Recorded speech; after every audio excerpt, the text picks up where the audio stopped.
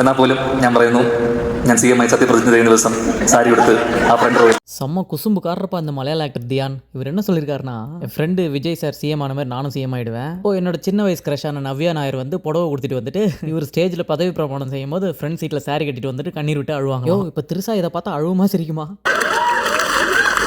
കണ്ണു നിറഞ്ഞുകൊണ്ട് ഹസ്ബൻഡ് ഉണ്ടാവും. അമ്മയുടെ പ്രസിഡന്റ് இவர் சின்ன வயசுலேயே ஒரு இன்டர்வியூவில் நவ்யா நாயர் தான் என்னோட க்ரஷ், கல்யாணம் பண்ணால் அவங்கள தான் பண்ணுவேன்னு சொல்லியிருந்தாராம். ஆனால் இப்போ அவங்களுக்கே கல்யாணம் ஆகி கல்யாண வயசில் ஒரு பையன் இருக்கான். இப்போ சிஎம் வச்சு ஃபன் பண்ணுற பேரில் திருசாவை பயங்கரமாக கலாச்சி விட்டாரு. நவ்யா நாயர் வருவாங்களான்னு தெரியல, அவங்க வரணும்னு அவசியம் இல்லை, சிஎம் ஆனால் மட்டும் போதும் அப்படின்ற மாதிரி சொல்லியிருக்காரு. CM ആകുമ്പോൾ വന്നാൽ മതി, കണ്ണു നനച്ചുകൊണ്ട് നമ്പി ഉണ്ടാവുന്ന എല്ലാ പ്രതീക്ഷയോടെ ഞാൻ നിർത്തുന്നു. നന്ദി, നമസ്കാരം. வீடியோ இப்போ எங்கே பார்த்தாலும் பயங்கரமாக வைரல் ஆகிட்டு இருக்கு. சும்மா மீம்ஸ்லேருந்து ட்ரோல்லேருந்து தெருக்கி விட்டுட்டு இருக்காங்க. நமக்குலாம் ஒரிஜினலாக பார்க்கும்போது கொஞ்சம் இரிட்டேட் ஆனாலும் இந்த டூப்ளிகேட்டை பார்க்கும்போது செம்ம ஃபன்னாக இருக்குல்ல. அதே சமயத்தில் அவங்க ரெண்டு பேருக்கும் ஆன் ஸ்க்ரீன் கெமிஸ்ட்ரி பாருங்க, செம்மையாக இருக்குது. வேறு அதோட முடியலை, அவரோட ஃப்ரெண்டு இந்த கமெண்ட்டுக்கு பயங்கரமான ஒரு கமெண்ட் சொல்லியிருக்காரு பாருங்க. சிஎம் சார், விஜய் சார், என் நண்பனுக்கு பைத்தியம், நீங்கள் மன்னிச்சிடுங்க, அதனால் எனக்கு ஒன்றுமே பண்ண முடியாது. தேங்க்யூ.